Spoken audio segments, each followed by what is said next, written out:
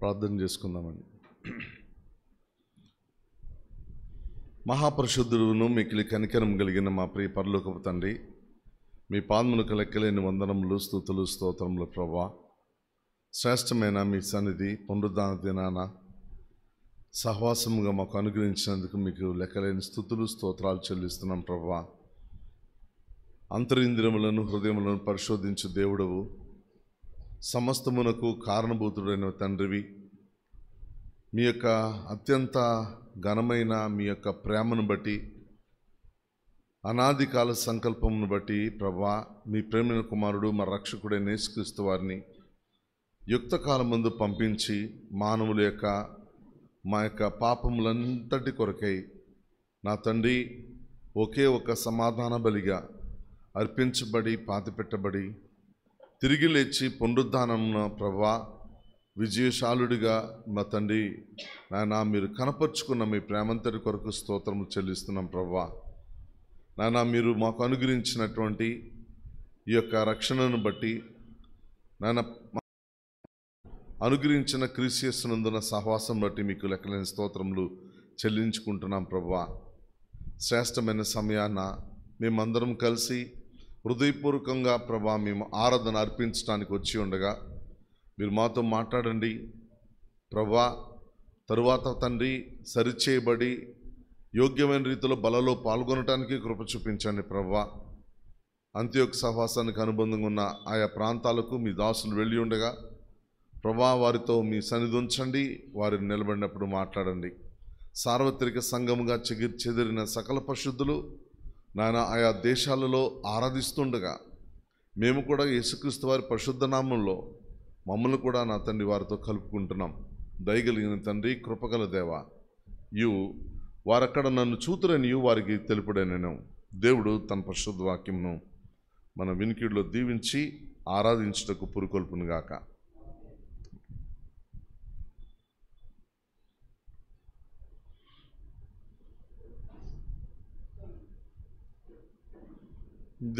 చదవబడినటువంటి ఈ యొక్క మత్తయి సువార్త 28వ అధ్యాయము, మత్తయి సువార్త ఆఖరి అధ్యాయం కనుక ఈ యొక్క అధ్యాయం గురించి మనం కొన్ని విషయాలు తెలుసుకోవాలి.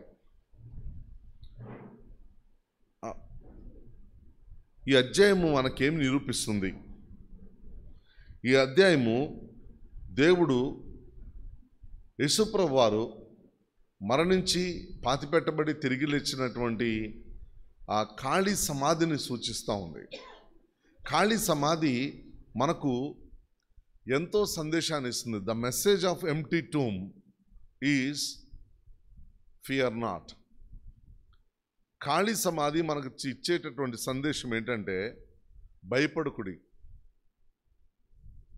ఎట్టి పరిస్థితుల్లోనూ మనం భయపడకుండా ఉండటానికి ఈ ఖాళీ సమాధి ఒక సూచనగా ఉంది. ప్రపంచంలో ఒక అద్భుతమైన విషయం ఏంటంటే అపవిత్రపరచబడింది పవిత్రపరచబడటం అనేది కేవలం మానవ జీవితం.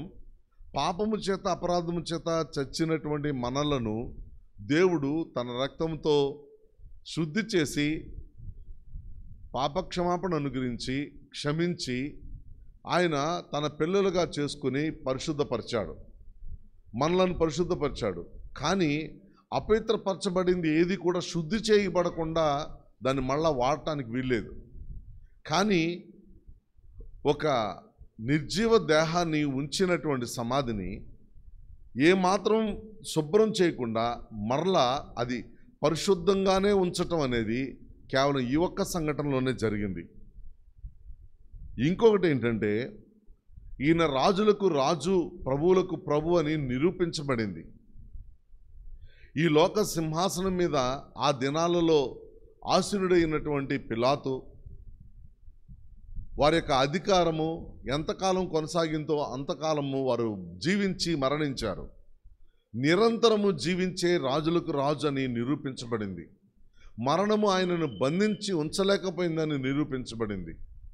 అంత మాత్రమే కాదు, ఈయన పరలోకంలోను భూలోకంలోను సర్వాధికారి అని చెప్పి నిరూపించబడింది.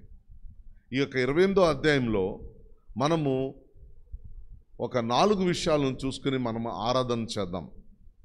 యేసుప్రభు వారు ఆయన ఏ విధంగా ఆయన యొక్క పుట్టుకను సామాన్యంగా ఆయనను ఈ లోకం చూసిందో, మరణించేటప్పుడు కూడా కేవలం ఒక నేరస్తుడు మరణించినట్టు మరణించారు అనుకుని తెలియని వాళ్ళందరూ అనుకున్నారే కానీ, తెలిసిన వాళ్లకు ఒక విషయం ఏంటంటే ఆయన ముందుగా తన మరణం గురించి ప్రకటించాడు.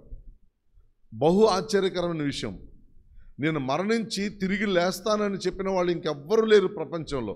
ఏ గ్రంథమైనా చూడండి, any Atrahasis, any epics, any religious books కానీ మనం చూస్తే, నేను తిరిగి మరణించి మరలా తిరిగి లేస్తానని చెప్పినటువంటి మాట ప్రొఫౌండ్ స్టేట్మెంట్, ఖచ్చితమైన అటువంటి ప్రకటన ఇంకెవ్వరూ చేయలేదు. యేసుప్రభు వారు మాత్రమే ఈ యొక్క మాటలను ఆయన తెలియచేశారు. కాబట్టి ఇక్కడ మనం ముఖ్యంగా చూసుకోవాల్సినటువంటి ప్రాముఖ్యమైన విషయం ఏంటంటే, యేసుక్రీస్తు ప్రభువారు దేవుని కుమారుడని కూడా ఈ యొక్క ఖాళీ సమాధి రుజువు చేయబడింది. తరువాత ఇంకొకటి ఏంటంటే, పునరుద్ధానం అనేది సువార్త సందేశంలో ప్రాముఖ్యమైంది. The essence of gospel is resurrected Christ. Essence of gospel, సువార్త సారాంశము అది ఏది కేంద్రంగా ఉంటుందంటే, పునరుద్ధానుడైన ప్రభువు, తిరిగి లేచిన ప్రభువు కేంద్రంగా ఈ సువార్త ఉంది. ఈ రోజున సువార్త సత్యము నిర్వీర్యమైపోయేది. మరణించిన వాళ్ళు అలాగే నశించిపోతారు. తిరిగి లేపబడటం అనేదే ఉండదు. విశ్వాసములో ఉన్నవాళ్ళు విశ్వాసం కూడా అది ఎందుకు పనికిరాదు. కాబట్టి తిరిగి లేచిన ప్రభువు అనే మాట దగ్గర ఎంతో గాంభీర్యత, ఎంతో వాస్తవము, మన జీవితాలను నిత్యత్వం వైపునకు నడిపించగలిగినటువంటి ప్రాముఖ్యమైనటువంటి సందేశము ఈ యొక్క పునరుద్ధానుడైన ప్రభువులో మనకు అనుగ్రహించబడింది. తరువాత క్రీస్తు యేసునందు మనకు నిత్యము ఆయనలో నిలకడి అయిన వారసత్వం మనకు ఉన్నదని కూడా ఈ యొక్క పునరుద్ధానం తెలియచేస్తూ ఉంది. తరువాత ఈ యొక్క తెస్సలోనికి రాసిన మొదటి పత్రికలో నిద్రించిన వారి నిమిత్తమై మీరు దుఃఖపడుకుండు నిమిత్తం అని అంటారు. మరలా తిరిగి కలుస్తాము. పునరుద్ధానము మనకేం తెలియజేస్తుందంటే, మరణించినటువంటి విశ్వాసులు క్రీస్తు ప్రభులో ఉండి మరణించినటువంటి వారిని మరలా చూస్తాము అనేటటువంటి నిశ్చయత కూడా మనకు తెలియచేస్తూ ఉంది.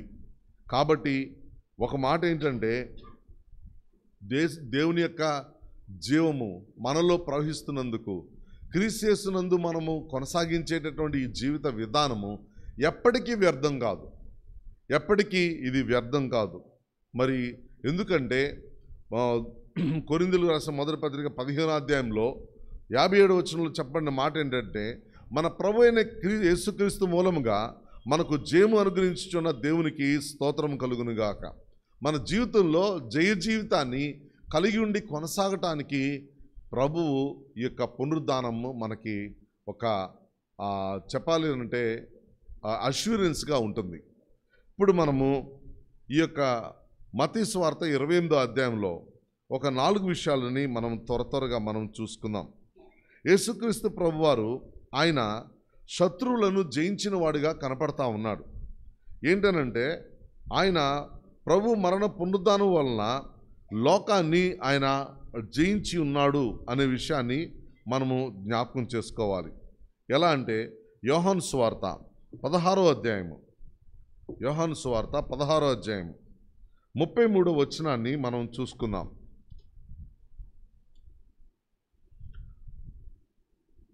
నా యందు మీకు సమాధానం కలుగునట్లు ఈ మాటలు మీతో చెప్పుచున్నాను. లోకములో మీకు శ్రమ కలుగును, అయినను ధైర్యము తెచ్చుకొనుడి, నేను లోకమును జయించి ఉన్నానను. లోకమును జయించి ఉన్నాను అనే మాట ఎప్పుడు పరిపూర్ణమైంది అనంటే, పునరుద్ధానం చెందిన తర్వాత ఈ మాట నిరూపణ అయింది. ముఖ్యంగా దేవుని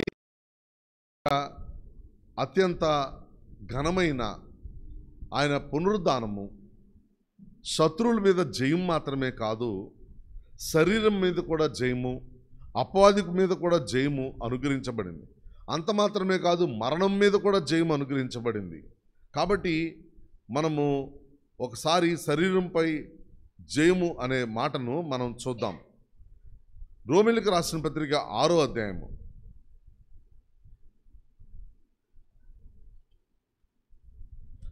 6వ వచనాన్ని చదువుదాం. రోమీయులకు రాసిన పత్రిక 6వ అధ్యాయము 6వ వచనం.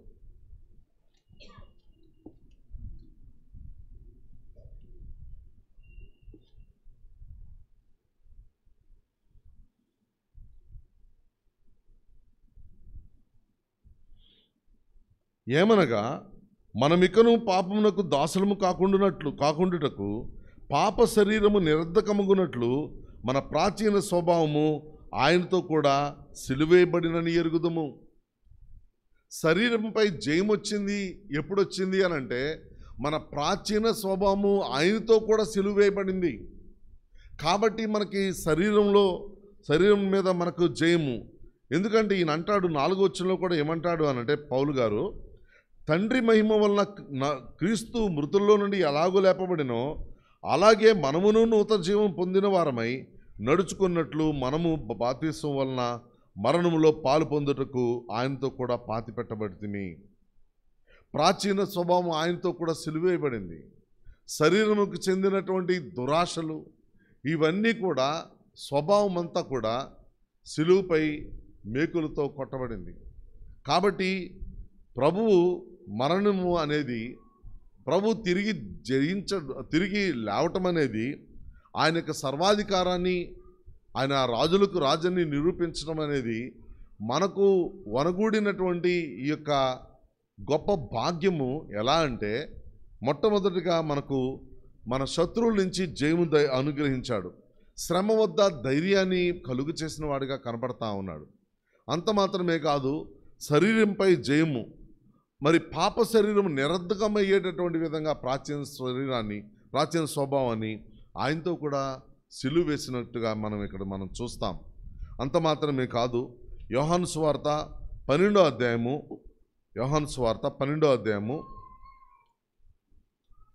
31వ వచనాన్ని దయచేసి ఎవరైనా చదవండి. 12:31.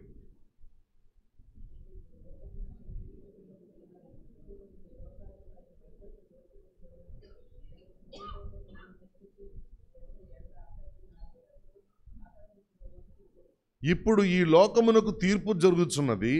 ఇప్పుడు ఈ లోకాధికారి బయటకు త్రోసివేయబడును. నేను భూమి మీద నుండి పైకెత్తబడిన ఎడల అందరినీ నా యొద్దకు ఆకర్షించుకొందునని చెప్పాను. కాబట్టి అపవాదిపై జయము దొరికింది. పునరుద్ధానం వలన దేవుడు మన నుండి అపవాది ఏమాత్రం కూడా ప్రభావం చూపించకుండా, అంటే మనము క్రీస్తు ప్రభువుకు చెందిన వారముగా, దేవుని పిల్లలముగా, క్రీస్తు జీవం మనలో ప్రవహిస్తున్నందుకు మనము మన కొరకు ఆయన అపవాదిని జయించిన వానిగా కనపడతా ఉన్నాడు. మరణము ఆయన బంధించి ఉంచలేకపోయింది. అపవాది కూడా ఆయన సిలువను ఎక్కకుండా ఏమాత్రం కూడా ప్రయత్నం చేయలేకపోయాడు. చేశాడు ప్రయత్నం. ఎలా అంటే, ఆఖరికి సిలువ మీద ఉండగా కూడా ఆయన ప్రక్కన వేసినటువంటి దొంగలు ఆయన గురించి మాట్లాడిన మాటలు చూస్తే, మొట్టమొదట ఇద్దరు కలిసి మాట్లాడిన మాటలు, నీవు దేవుని కుమారుడు అయితే నిన్ను రక్షించుకుని మమ్మల్ని కూడా రక్షించమని. అప్పుడు రోడ్డు మీద వెళుతున్న వాళ్ళు, ఆ దారి గుండా వెళుతున్న వారు కూడా వాళ్ళు కూడా తల్లుచ్చు, వాళ్ళు తాను పడగొట్టి 3 దినాల్లో కడతానన్నాడు, తాను రక్షించుకోలేడు. కానీ ఈ మాటలన్నీ కూడా అపవాదివే. కానీ ఆఖరి క్షణం వరకు కూడా అపవాది తను ప్రయత్నం చేస్తూనే ఉన్నాడు.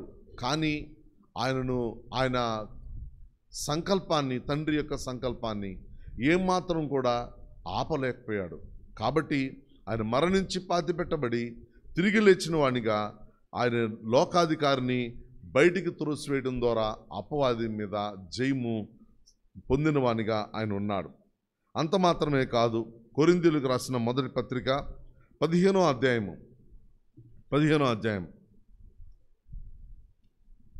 54-55 వచనాలు.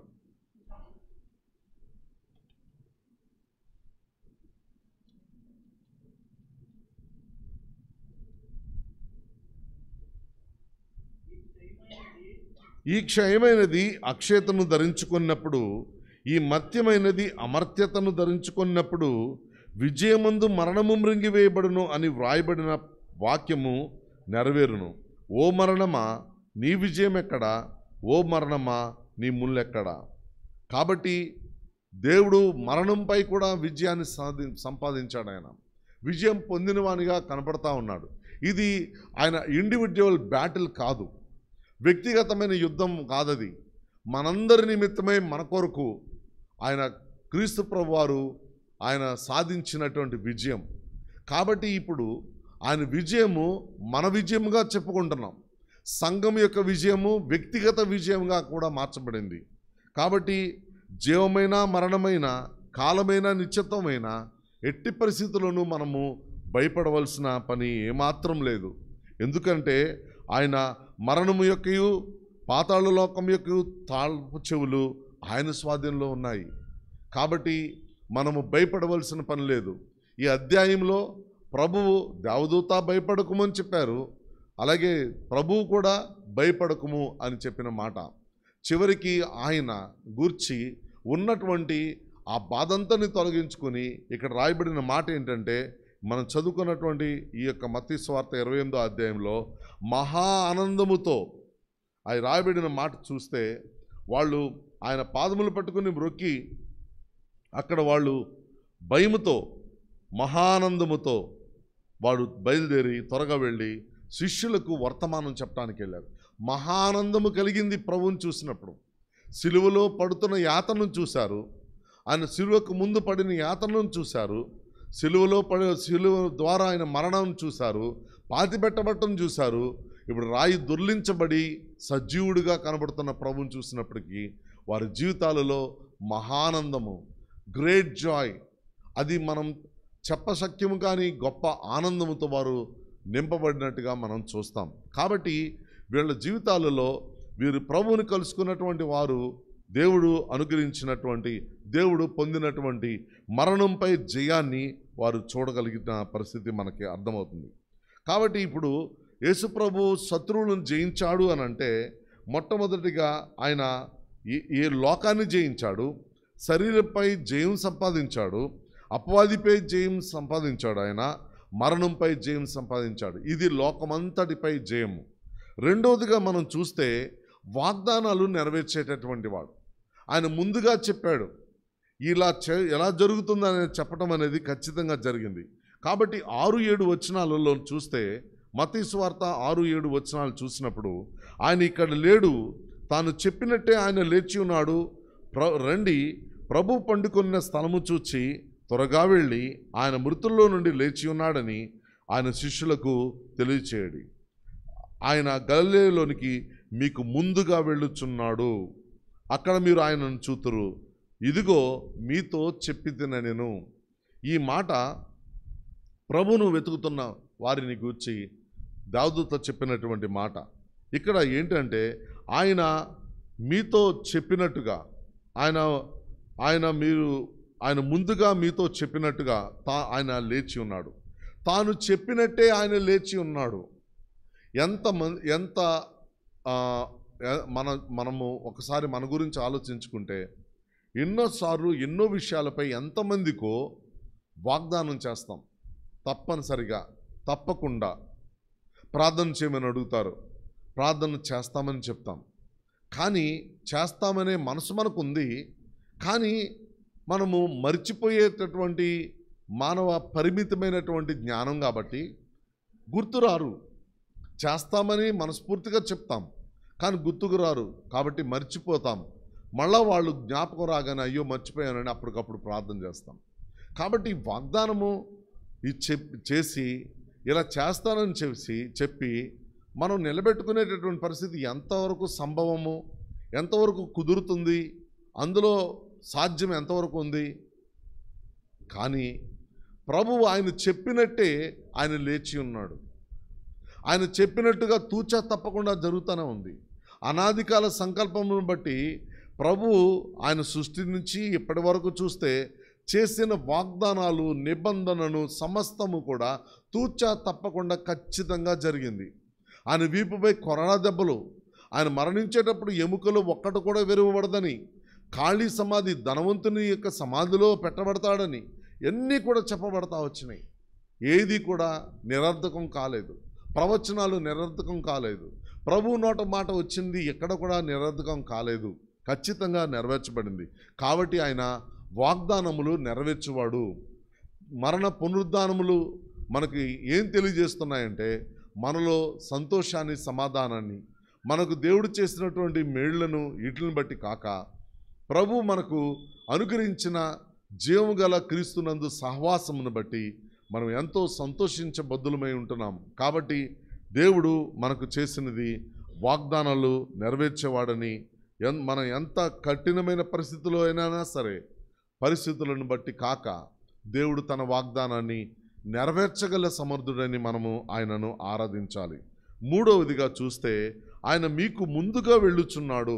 ఈ మాట ఎంత ఎంత సంతోషాన్ని కలుగు చేస్తాయంటే, ఆ రోజున పునరుద్ధానం చెందినటువంటి ప్రభు ఆయన ఆ యొక్క తోటల్లో నుంచి నడుచుకుంటా ముందుగా వెళ్తూ ఉన్నాడు. అక్కడ ఇన్సిడెంట్ గురించి రాయబడి ఉంది. కానీ మనము యేసుక్రీస్తు ప్రభువారు మనకు ముందుగా నడిచి వెళ్ళేటటువంటి మంచి కాపరి.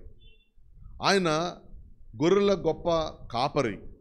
కాబట్టి ఆయన యొక్క పరిస్థితి, ఆయన విషయం ఏంటంటే, ఆయనను కలుసుకోవాలని స్త్రీలు పరుగుతో ఆయన వెంట వెళుచున్నప్పుడు, అక్కడ స్త్రీ యేసుప్రభు వారిని కలుసుకున్నప్పుడు ఆయనకు విధేయత చూపించే కాళ్ళకు మొక్కినప్పుడు భయపడకుమి అని చెప్తారు ఆయన. కాబట్టి యోహాను సువార్త 10వ అధ్యాయము 4వ వచనాన్ని ఒకసారి మనం చూసుకుందాం. యోహాను సువార్త 10వ అధ్యాయము 4వ వచనం.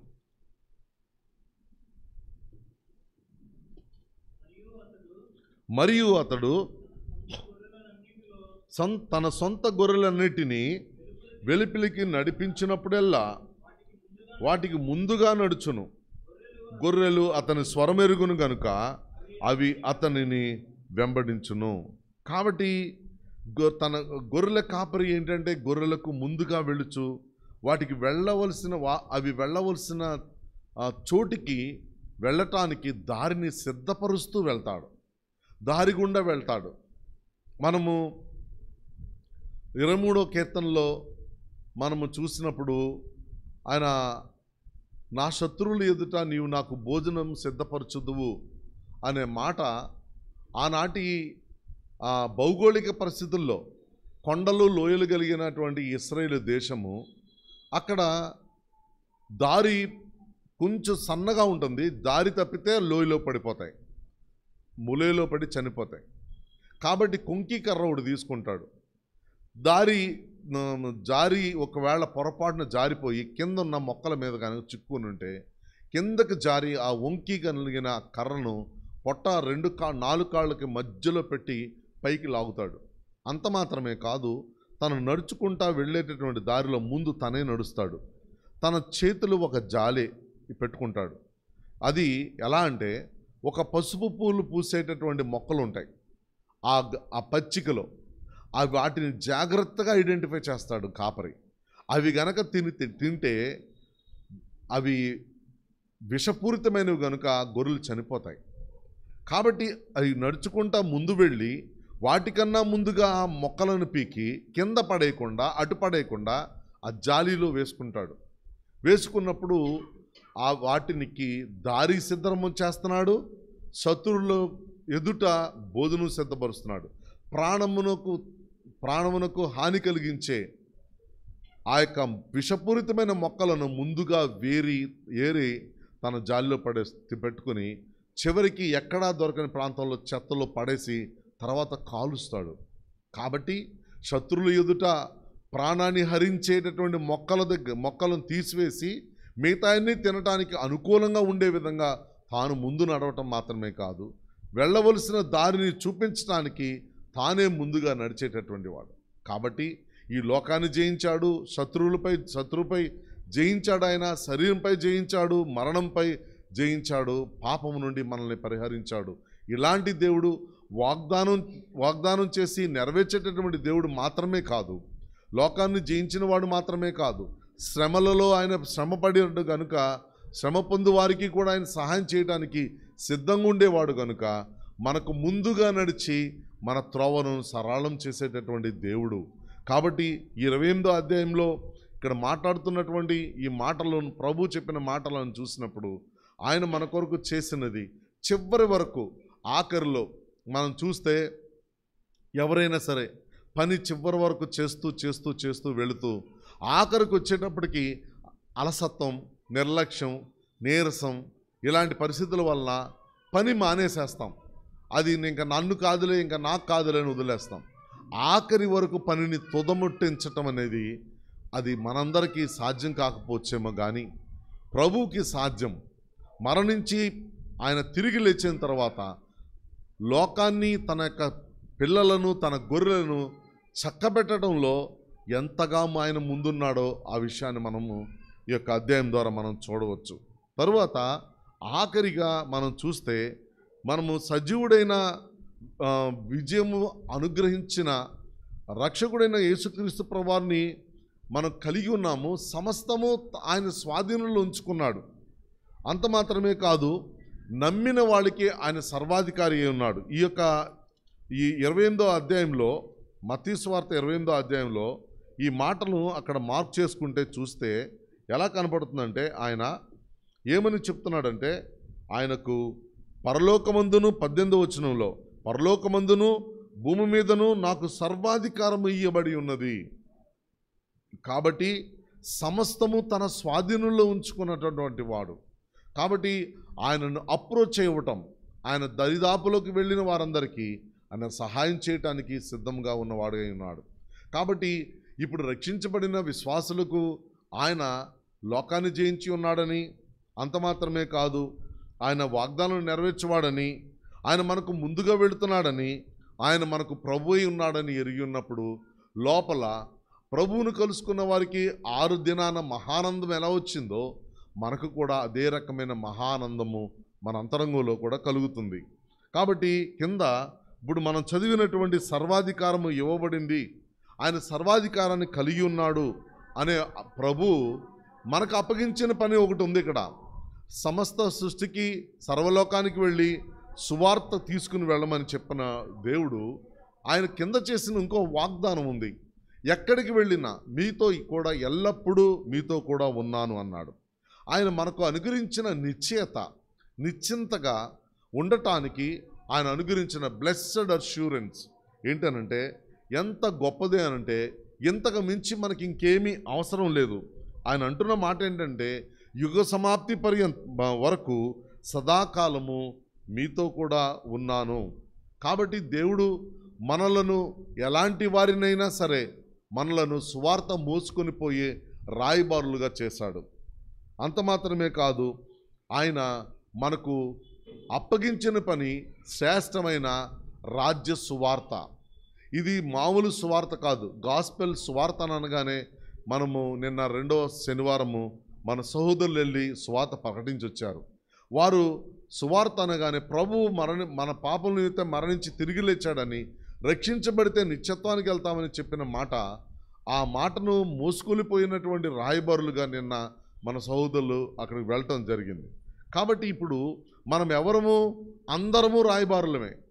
మనకి ఎలాంటి పని అప్పగించాడు? నమ్మదగిన దేవుడు నమ్మకమైన పరిచర్యను అప్పగించాడు. సువార్త పరిచర్య అనేది రాజ్య విస్తరణ కొరకైనది. ఒకప్పుడు మనం ఎలా ఉండేవాళ్ళము, ఎలాంటి దేవుడు మనల్ని ఎలాగ ఆయన మనల్ని చేసుకున్నాడు, మన కొరకు ఎలాగ బరిగా అర్పించబడ్డాడు, ఎలాగ ఆయన మనకు ఈ రోజున నమ్మకమైన అప్పగించి మీకు తోడుగా ఉన్నాను అని ఇమ్మానుయేలుగా ఆయన చివరి వరకు ఆయన పనిని చక్కగా నెరవేర్చి చెప్పాలి అనంటే పూర్తి చేశాడు. ఆయన పనిని, అప్పగించిన పనిని నమ్మకంగా ఆయన పూర్తి చేశాడు. కాబట్టి ఎలాంటి వారమని మనల్ని నమ్మాడు ఆయన, ఎలాంటి వారమని ఆయన ఎరిగి ఉండి ఆయన ఎలాంటి నమ్మకమైన పరిచర్య అప్పగించాడు. కాబట్టి అందరినీ ఎన్నుకున్నాడు. అందరినీ తన యొక్క పిల్లలుగా, తను ఎందరు అంగీకరించారో వారందరినీ దేవుని కుమారులుగా చేసుకోవడానికి ఇష్టపడి అందరినీ ఆయన తన దగ్గరకు చేర్చుకున్నాడు. కాబట్టి ఆయన మనకు ముందుగా వెళుతున్నాడు, మనకు తోడుగా ఉన్నాడు.